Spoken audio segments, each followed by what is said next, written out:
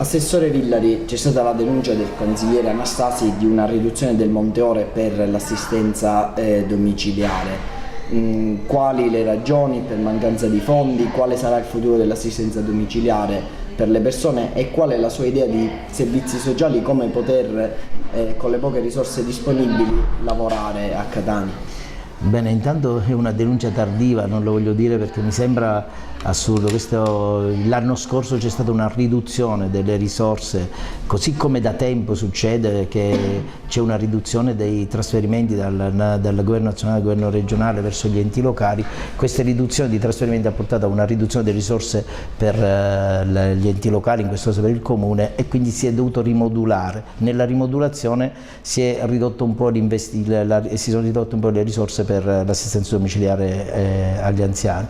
Allora, noi naturalmente, questo è quello che ci abbiamo adesso. Nell'anno 2015 stiamo preparando il bilancio preventivo, speriamo di aumentare quest'anno quota, aumentare le risorse in modo da garantire un migliore servizio ai tanti anziani, ai tanti cittadini che hanno bisogno di servizi domiciliari, e con questo quindi aumentare anche, garantire il lavoro alle tante lavoratrici che in questo campo operano e che lo fanno con grande abnegazione.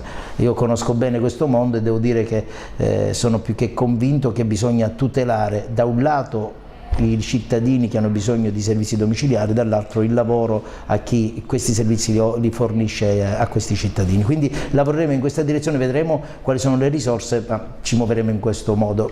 È chiaro che è aumentato lo spettro dei bisogni.